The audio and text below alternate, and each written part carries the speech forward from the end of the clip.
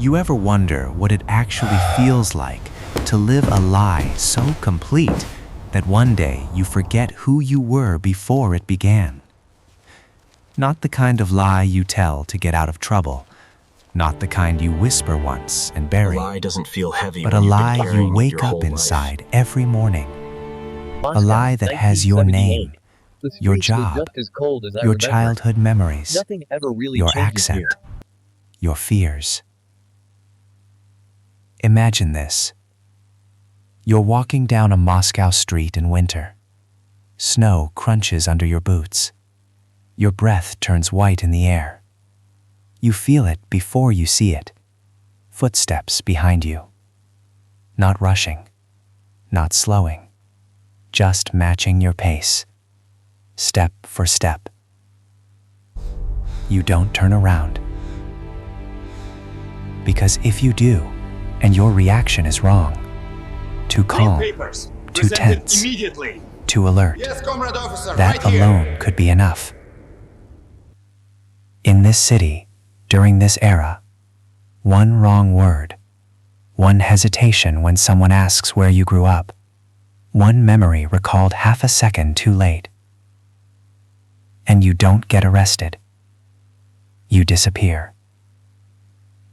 Not arrested, not charged, no trial, no explanation, just a door closing somewhere near Lubyanka Square. This wasn't paranoia. This was daily life inside the Soviet Union during the Cold War, a country built on surveillance, suspicion, and silence. And in the middle of it all, hidden in plain sight, were men who officially did not exist. Officers sent without protection, without backup, without any way out. If they blended in, they survived. If they didn't, they were finished. This is not a spy movie.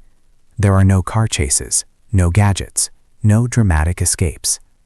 This is the true story of how deep cover agents lived inside the Soviet Union and what it cost them to stay alive. And by the end of this story, you'll understand why the most dangerous moment wasn't when they were being watched. It was when they started believing the lie themselves. Moscow, November 1978. Winter had already settled in. The kind of cold that seeps through walls, through coats, into bone. In a cramped communal apartment on Terpskaya Street, a man in his early 30s sat at a small kitchen table, hands wrapped around a chipped porcelain cup of tea. The walls were thin, too thin. He could hear his neighbors arguing in the next room. Pipes rattled overhead. Somewhere nearby, a radio played softly. State news, always the same tone, always the same certainty. The air smelled of cabbage soup and cheap tobacco. According to every document that mattered, this man's name was Viktor Mikhailovich Petrov. A technical translator, mid-level, unremarkable, the kind of man no one noticed. Every morning, Victor took the same crowded metro. Every evening, he returned home at the same time.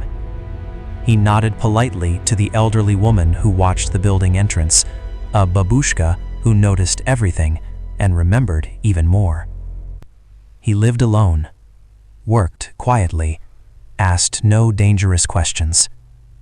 Viktor Petrov had been doing this for 3 years, and Viktor Petrov did not exist. The man sitting at that table was Daniel Marcus Sullivan, an operations officer inserted into Moscow under deep cover. No embassy job, no diplomatic immunity, no official connection to the United States. If Daniel was exposed, Washington would deny knowing his name. He wasn't sent to steal secrets. He was sent to become someone else. Daniel Sullivan was not born a spy. He was born in 1946 in Portland, Oregon, the kind of American childhood that leaves no trace on history. His father was a civil engineer. His mother taught elementary school. Summers meant baseball. Winters meant snow and quiet streets. But Daniel had something rare. An ear. Not just for languages, but for the music inside them. By high school, he could mimic accents with unsettling accuracy. Spanish didn't sound learned.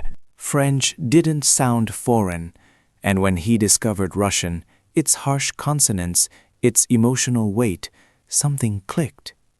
At Georgetown University in the mid-1960s, his Russian professor, an émigré from St. Petersburg, said something that would alter his life forever. If you continue, she told him, you could pass for a native from certain regions. It was meant as a compliment. Someone else heard it as an opportunity. In his senior year, during the height of the Cold War, a man in an unremarkable suit bought Daniel coffee near campus. He didn't mention espionage. He didn't mention agencies. He asked about language, about discipline, about whether Daniel believed some people were meant to disappear for their country. Daniel was 21. He said yes before he understood the question. The transformation didn't happen quickly. It took 5 years. 5 years to erase Daniel Sullivan without killing him. At a classified facility in rural Virginia, Daniel lived entirely in Russian, not just in classrooms, but at meals, during arguments, even during dreams. His assigned identity wasn't vague, it was surgical. Viktor Petrov, born in Khabarovsk, Soviet Far East, working-class background, specific schools, specific memories, specific scars. Daniel memorized streets he had never walked, childhood arguments that never happened, winters he never endured. But language was only the beginning. He had to learn how Soviet citizens thought, how they avoided certain topics, how they complained safely, how they pretended to believe just enough. They trained him in self-censorship. The reflex to silence yourself before anyone else could speak for you. Because in Moscow, surveillance didn't always follow you. It surrounded you. Every building had informants. Every workplace had a quiet watcher. Every casual conversation carried weight. The goal wasn't to avoid attention. Avoidance itself was suspicious. The goal was to be forgettable. In August 1975, the operation began. A real Viktor Petrov, a low-level Soviet translator, was quietly removed during a family trip to East Germany. New identities, new lives, no return.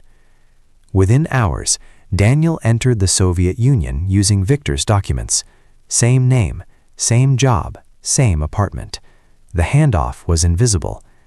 Daniel reported to work the next morning, sat at Viktor's desk, translated Viktor's documents, drank tea with Viktor's coworkers, and no one noticed. The most dangerous phase had begun. The first 6 months were lethal. Any inconsistency, a forgotten colleague, a misremembered school, a childhood detail recalled incorrectly, could trigger scrutiny. Daniel survived by doing the most unnatural thing imaginable. He stopped acting. He lived inside it. For 3 years, Viktor Petrov existed perfectly. Too perfectly. He thought in Russian, dreamed in Russian, felt emotions through a language that wasn't his own. And slowly, without realizing when it happened, Daniel Sullivan began to fade. Which raises a question intelligence services learn to fear.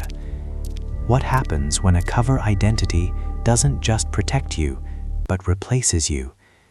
That question, and the moment it forced his handlers to pull him out, is where this story is really going.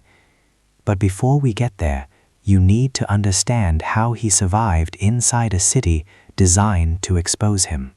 And why the most dangerous enemy wasn't counterintelligence. It was the man he was becoming. Moscow doesn't watch you the way you expect.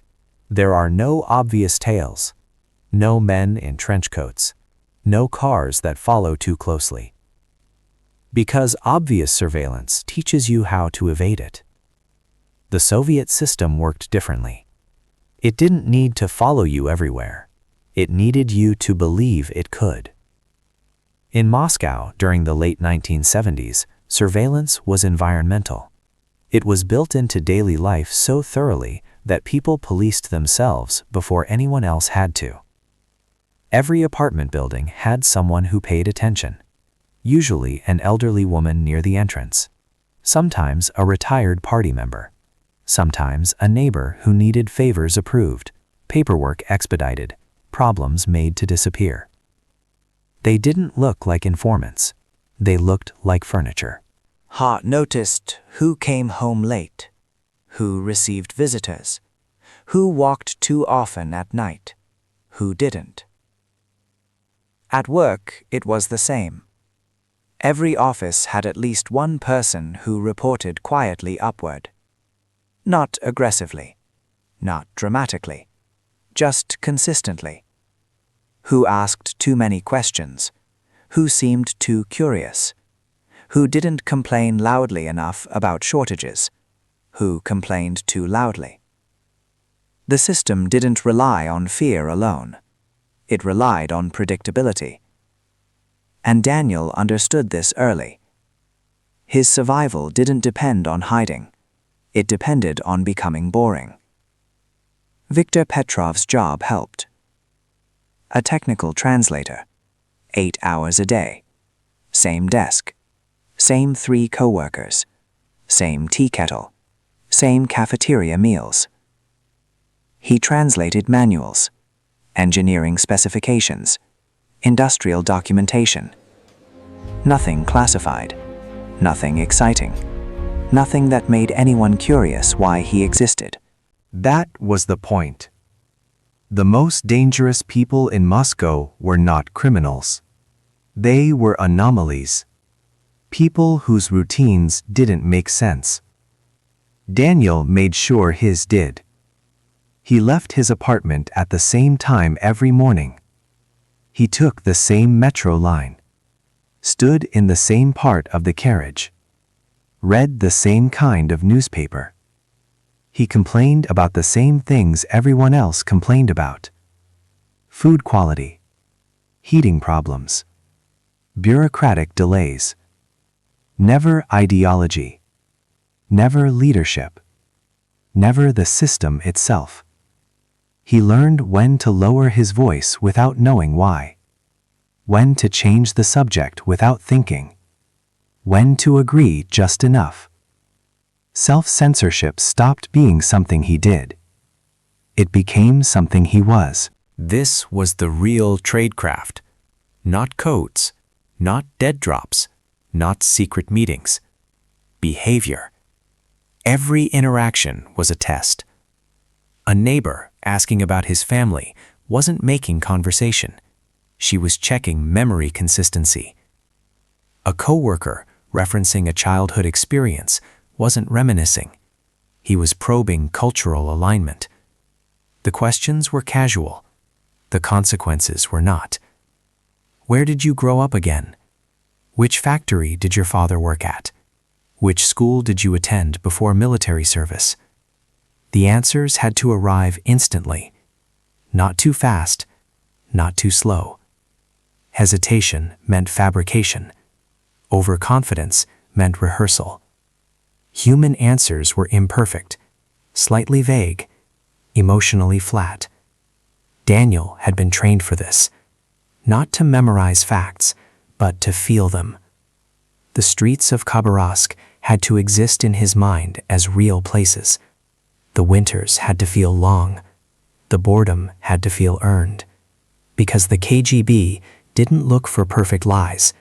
They looked for people who remembered too well. Surveillance in Moscow was not constant. It was periodic, unpredictable.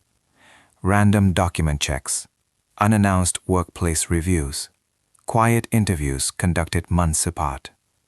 The purpose wasn't to catch you doing something illegal. It was to see how you reacted when nothing illegal was happening. Daniel learned this lesson the first time militia officers stopped him on the street. They asked for his papers, not aggressively, almost lazily. A Soviet citizen expected this. An imposter feared it. Daniel produced his documents with mild irritation, the kind that said, "I've done this before. You're wasting my time, but I know better than to argue." The officers glanced, returned the papers, moved on. If he had shown relief, that would be suspicious. If he had shown fear, that would be worse. Normalcy was the camouflage. Inside his apartment, the same rules applied. Too neat suggested performance. Too messy suggested carelessness. The books on his shelf were chosen carefully. Not impressive, not political, technically useful, culturally safe. Family photographs were present. Not many, just enough. Personal items existed, but none that raised questions. His life had to look lived in, not designed. And over time, something unsettling happened. Maintaining the cover became easier. Not because the danger decreased, but because Daniel stopped noticing the effort. He stopped translating in his head, stopped checking his responses, stopped monitoring his tone. Russian wasn't something he spoke anymore. It was something he inhabited. He dreamed in it, argued internally in it, felt frustration, humor, irritation through it. When he thought about his real childhood in Oregon, the memories felt thin, distant, like photographs someone else had shown him. But the memories of Viktor Petrov's childhood, the frozen rivers, the long train rides, the dull schools, the quiet resentments, those felt immediate. This was not an accident.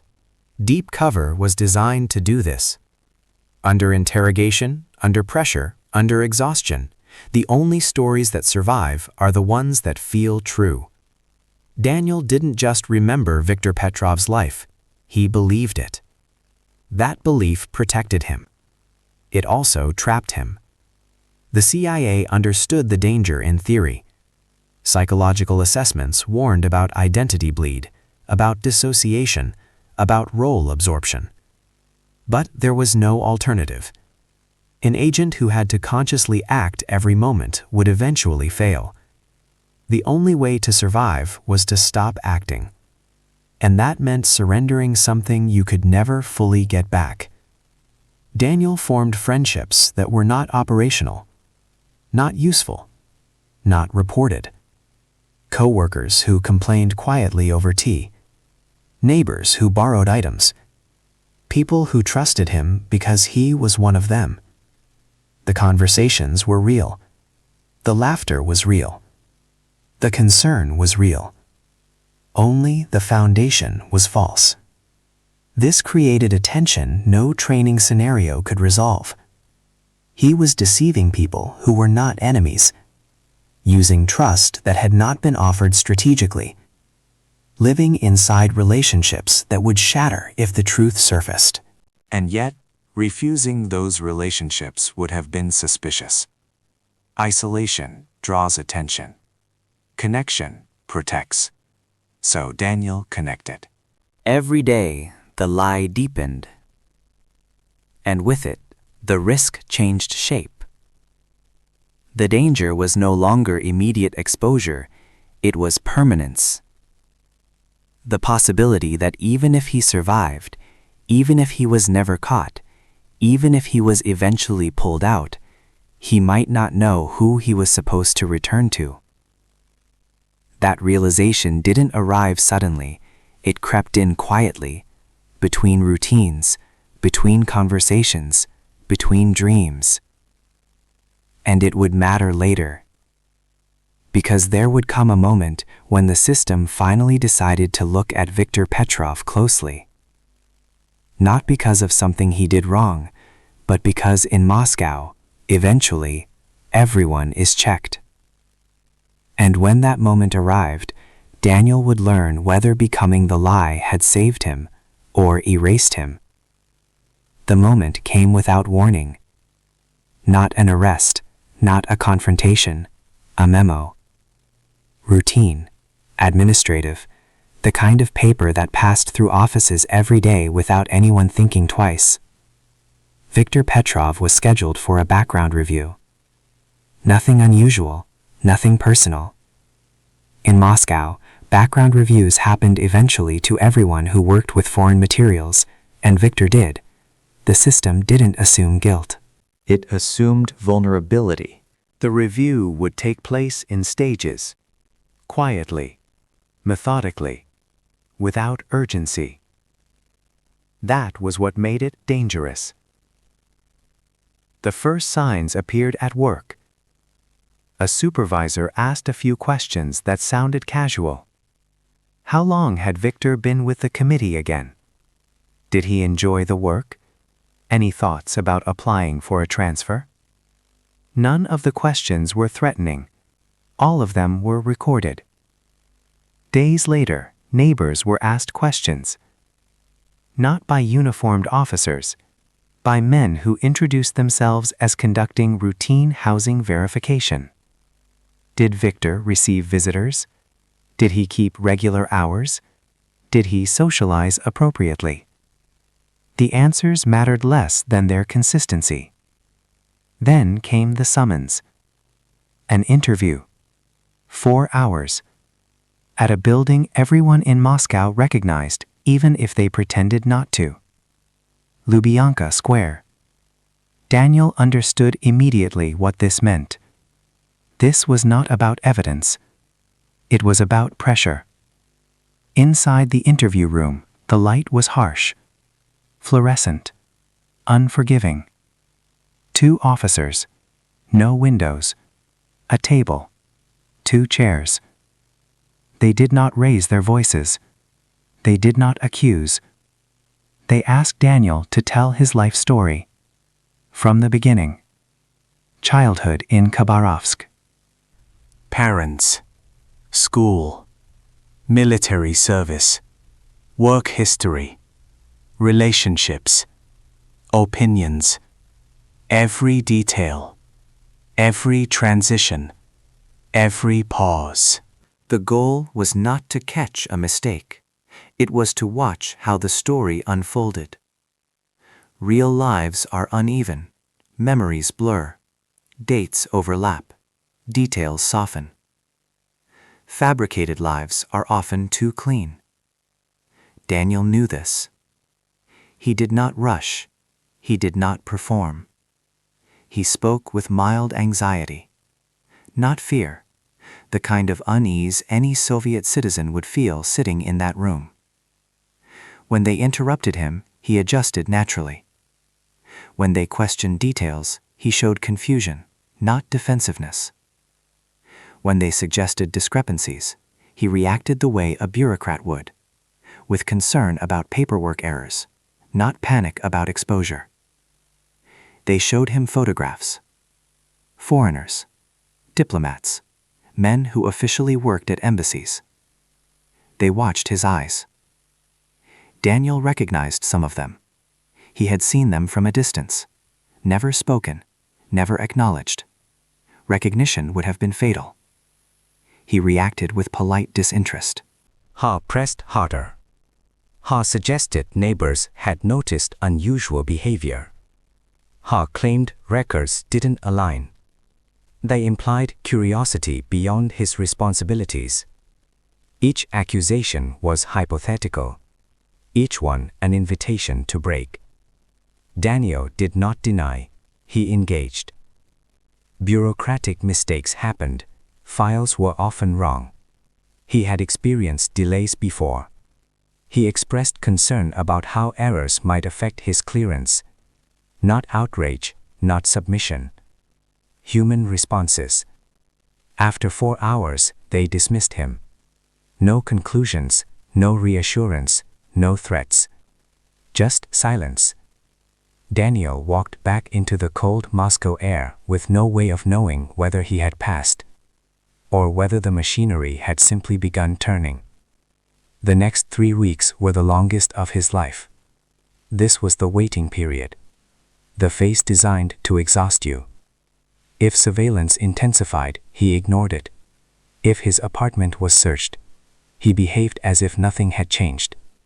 If conversations felt watched, he stayed normal. No deviations, no signals, no contact.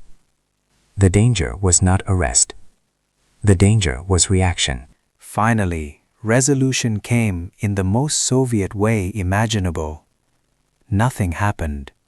His supervisor mentioned his clearance renewal casually. A small salary adjustment followed. The system had looked and moved on. Viktor Petrov was real enough. Daniel survived. But something fundamental shifted. Passing the review did not bring relief. It brought clarity. He understood now that there would be no final safety, no moment where the danger ended. Survival was not an achievement. It was a condition that had to be maintained indefinitely. And maintaining it required something irreversible: total internalization. Daniel stopped thinking of the cover as something he wore. It was something he was. The habits remained even when alone: the caution, the restraint, the emotional flattening. He noticed it when he laughed, when he argued, when he reacted to stress. The man who would once have spoken freely now measured every thought before it surfaced, even in his own mind. This was the hidden cost of success.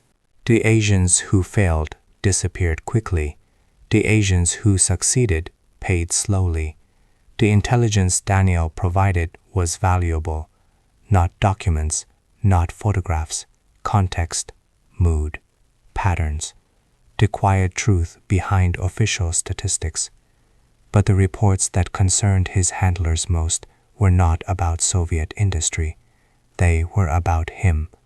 Tone shifts, language changes, emotional distancing, signs that Viktor Petrov was no longer a role being sustained.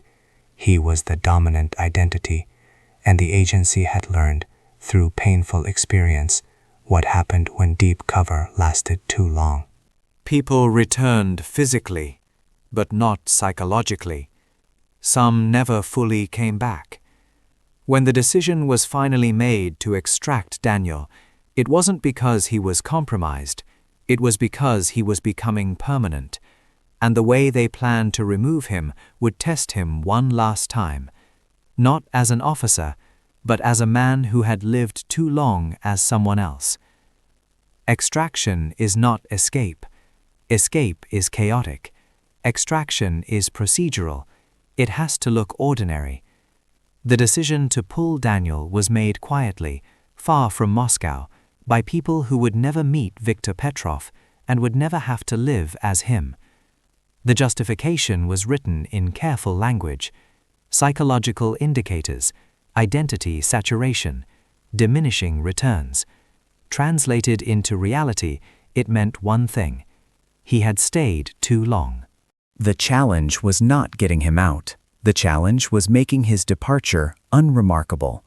A man who vanishes draws attention. A man who leaves for a reason becomes a memory. The reason chosen was family. Through compromised channels, a record surfaced. Viktor Petrov's mother in Khabarovsk had suffered a serious illness. Not dramatic, not sudden. Serious enough to require care, common enough to raise no suspicion. Viktor submitted a request for temporary reassignment, closer to home, closer to family. The paperwork moved slowly, predictably, correctly. Approval came without resistance. In December 1978, Viktor Petrov packed a single suitcase. Not everything, just enough. Clothes that fit the identity, personal items that belonged to Viktor, objects chosen years earlier to make the apartment feel lived in. He said goodbye the way Soviet citizens said goodbye, briefly, without emotion, without promises. Co-workers wished him well. Neighbors expressed polite sympathy. No one lingered. Daniel boarded the Trans-Siberian Railway heading east. For days, the train moved through frozen landscapes, endless forests, villages that looked identical, stations where no one asked questions. The rhythm of the rails gave him time to think, And that was the problem. For the first time in years, there was no immediate performance required. No audience, no tests. Left alone, he realized something unsettling. He did not feel like Daniel Sullivan going home. He felt like Viktor Petrov being relocated. That realization frightened him more than any interview room ever had. In Khabarovsk, he was met by a man he had never seen before. Commercial cover, unremarkable, forgettable. The handoff was brief. A change of vehicles, a change of documents, a change of borders. Within 48 hours, Daniel was no longer in the Soviet Union. Within a week, he was in Europe. Within days after that, he was behind secure doors, being asked to talk. The debriefing did not end quickly. It took months. They wanted everything, every interaction, every observation, every pattern he had noticed but never written down. They also wanted to know something else, who he was now. Daniel struggled to answer that. He spoke Russian without meaning to, reverted to restraint when asked personal questions, measured his responses out of habit. The psychologists explained what had happened. Deep cover creates parallel identities. The goal is not to erase the cover, it is to prevent it from becoming primary. In Daniel's case, the balance had tipped. Recovery was not about forgetting Viktor Petrov. That was impossible. It was about teaching Daniel Sullivan to take precedence again. They reintroduced him to his past deliberately. Family visits, childhood locations, activities with no connection to surveillance or performance. Even then, some habits remained. He lied reflexively about small things, checked rooms unconsciously, assumed observation where none existed. These were not failures, they were scars. Daniel never returned to field operations. He was reassigned to analytical work. His knowledge was valuable, his experience irreplaceable. But the agency understood something now that it had once underestimated. Deep cover does not end when the operation ends. It follows you home. It settles in. Daniel married, had children, built a life that looked normal from the outside. Inside, part of him remained in that Moscow apartment, measuring words, scanning silences, listening for footsteps. The man who has survived by becoming someone else now had to learn how to be himself again. Slowly, imperfectly, never completely. This is the reality of deep cover, not glamour, not heroism, endurance, and a cost that is paid long after the mission is over, because the most successful operations are not the ones where the agent disappears forever. They are the ones where he comes back and spends the rest of his life learning how to exist without the lie that once kept him alive. Years later, Daniel was asked a question he never expected. It didn't come from an intelligence officer. It didn't come from a psychologist. It came from a civilian. Someone writing a book. Someone trying to understand the Cold War not as strategy, but as experience. They asked him a simple thing. What was the hardest part? Daniel didn't answer right away, because the honest answer wasn't what people expected. It wasn't fear. It wasn't interrogation. It wasn't the constant risk of exposure. It was the moment after. The moment when the danger was gone, but the instincts remained. In Moscow, vigilance had kept him alive. Every hesitation mattered. Every word had weight. Every silence meant something. Back home, those rules no longer applied. But his mind didn't know that. In normal life, people speak freely. They contradict themselves. They forget details. They say things they regret and move on. Daniel couldn't. He noticed it at dinner parties, at work meetings, even with family. He listened more than he spoke.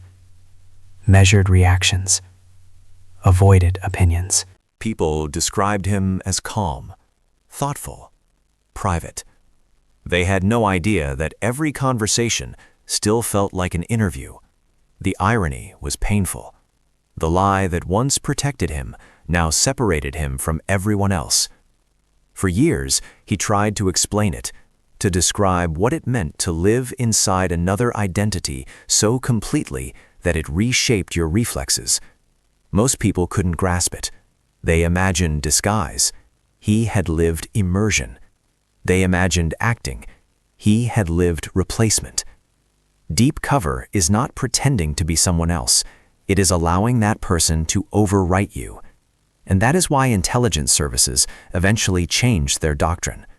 Rotations became shorter, psychological monitoring became stricter, extraction timelines were enforced, not because agents were being caught, but because too many were being lost in quieter ways. Daniel's case was studied internally, not as a failure, as a warning. You can train someone to become anyone, but you cannot guarantee who they will be when they come back. In the end, Daniel did something no training manual prepared him for. He told the truth. Not publicly, not officially, privately, to his wife, to his children when they were old enough to understand pieces of it. Not the operational details, not the methods, the feeling. What it meant to wake up every day as someone else. What it meant to survive by erasing parts of yourself.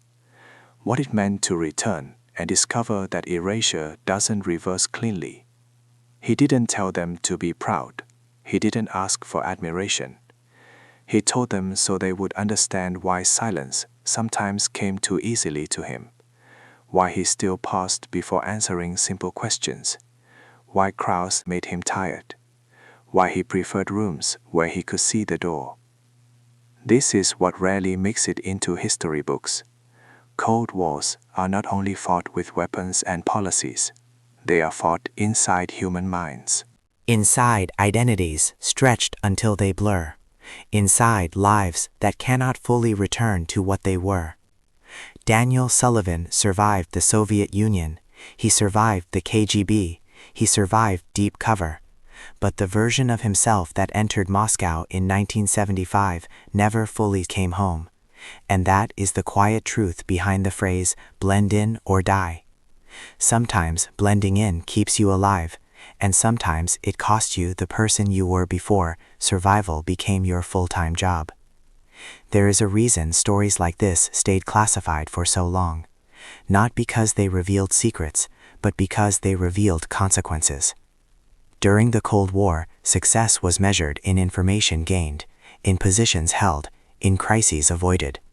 No one counted what happened afterward. No one calculated how many identities were quietly fractured, how many people returned functional but altered, alive but not fully restored. Daniel was not unique. He was representative. There were others like him, men and women who lived years inside lives that were never theirs, then were asked to resume normal existence as if nothing fundamental had changed. Some managed, some struggled, some never spoke about it at all. Theology.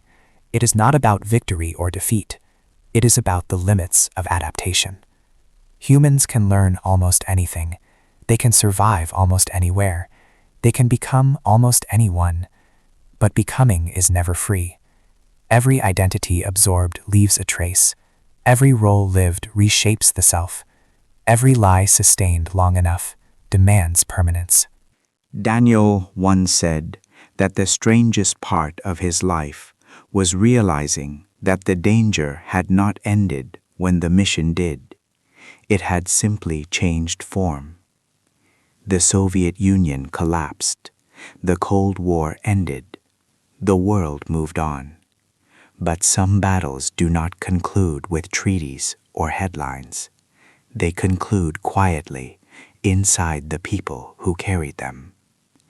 This is why deep cover will always remain the most extreme form of intelligence work, not because it risks death, but because it risks something harder to recover, the self.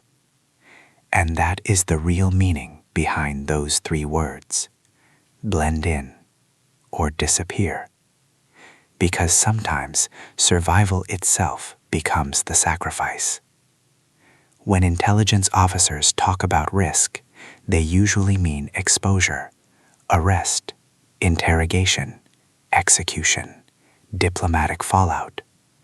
Those are clean risks, defined risks, risks with outcomes you can chart on a briefing slide. What Daniel learned is that the most dangerous risk never appears in reports. It is erosion, the slow wearing down of instinct, the quiet rewriting of reflex, the gradual shift where caution becomes personality and silence becomes comfort. No alarm ever sounds when that happens. There is no moment where someone says, "This is the point of no return." It happens between ordinary days, between routine conversations, between small choices that feel harmless, choosing not to speak, choosing not to react, choosing not to remember too clearly. Deep cover doesn't demand heroism, it demands consistency, and consistency, over time, reshapes the human mind. Long after the Cold War ended, Daniel was asked whether he would do it again. He paused, not because the answer was complicated, but because it was uncomfortable. Yes, he said, not out of loyalty, not out of ideology, but because, at the time, he had believed that disappearing was temporary. He had believed there was a clear line between the role and the self, between the mission and the man. That belief was the real illusion. The truth is simpler and darker. There are some experiences you do not walk away from. You only carry them differently over time. Daniel did not regret surviving. He regretted underestimating the cost. In intelligence work, failure is visible. It ends careers. It ends lives. Success is quiet. It looks clean from the outside. It earns commendations. It justifies decisions. But inside, success can hollow a person out just as thoroughly. That is why agencies rarely talk about their most successful deep cover operations. They prefer stories with clear endings, clear heroes, clear villains. This story has none of those. Only a man who did exactly what was asked of him, did it perfectly, and lived low enough to understand what that perfection required. The Cold War is often described as a battle of systems, capitalism versus communism, East versus West, ideology versus ideology. But at its core, it was also a battle fought inside individuals, inside people trained to suppress themselves so completely that survival depended on disappearance. Daniel Sullivan did not die in Moscow. He lived, and that is what made it complicated. Because living meant carrying a version of himself that could never fully be put away, not buried, not erased, not resolved, just managed. And perhaps that is the most honest ending this story can have. No triumph, no closure, only the understanding that some wars do not end when the world decides they are over. They end slowly, inside the people who were never meant to come back unchanged. In the end, there is no dramatic final scene, no last confrontation, no revelation that changes history, no moment where everything suddenly makes sense. That too is part of the truth. Deep cover does not end with a bang. It ends with adjustment, with learning how to sit in a quiet room without scanning it, with answering simple questions without calculating consequences, with letting silence be empty instead of dangerous. Daniel learned to live that way, not quickly, not completely. Some habits never left him. He still preferred seats facing entrances, still noticed patterns others missed, still felt uneasy when conversations drifted toward certainty, But he learned something else as well. That identity is not a single thing. It is layered, accumulative, shaped by what you survive. Viktor Petrov never vanished. He simply stopped being in control. Daniel Sullivan did not return unchanged. He returned expanded, carrying contradictions most people never have to reconcile. And perhaps that is the quiet resolution of this story. Not recovery, not victory, integration. The acceptance that some parts of you are forged under pressure, and they do not disappear just because the pressure is gone. When people speak casually about spies, about agents who live double lives, they often imagine excitement, adventure, danger, mystery. What they rarely imagine is endurance, the ability to wake up every day and choose restraint over instinct, consistency over comfort, silence over truth, for years. That was the real skill Daniel mastered. Not deception, not tradecraft, survival without recognition. And that is why stories like his matter, not because they reveal secrets, but because they remind us of something uncomfortable. That systems, ideologies, and nations often rely on individuals willing to fracture quietly so larger structures can remain intact. Daniel Sullivan was one of those individuals. He did not change the course of the Cold War. He did not prevent a crisis. He did not become a name in history books. He did something smaller and harder. He lived as someone else long enough for others to believe their world was stable. Then he came home and learned how to live with what that required. That is the cost of blending in. Not death, but the permanent knowledge that survival sometimes asks you to give up the clean edges of who you once were. And once those edges are gone, they do not grow back. They simply become part of the shape you carry forward. After everything, Daniel was once asked if there was a single moment when he knew the mission was truly over. He said there wasn't. Because the end of deep cover is not marked by location, not by borders, not by passports. It is marked by time. Years pass, then more years, and one day you realize that you are no longer waiting. Not waiting for surveillance, not waiting for a knock on the door, not waiting to be tested. You are simply living. That realization came to Daniel quietly, standing in a grocery store, watching people argue over nothing important, hearing conversations that meant exactly what they sounded like. No subtext, no second layer, no hidden risk. At first, that simplicity felt unreal, almost dangerous. Then, slowly, it felt human again. He stopped translating thoughts before speaking, stopped rehearsing explanations, stopped needing to remember who he was supposed to be. Not because Viktor Petrov disappeared, but because Daniel no longer needed him. That was the final extraction, the one no agency could plan. Time did what training could not, what therapy could not, what discipline could not. It softened the edges. Daniel never forgot Moscow, never forgot the cold, never forgot the silence. But the memories stopped commanding him. They became history, not instruction. And that is the quiet truth behind stories like this. Deep cover is not about deception. It is about endurance. Not about becoming someone else forever, but about surviving long enough to be yourself again, in a different way. Daniel Sullivan lived a life that required him to disappear. He came back carrying more than he left with, more caution, more restraint, more depth, but also a clarity most people never reach. That identity is not fixed.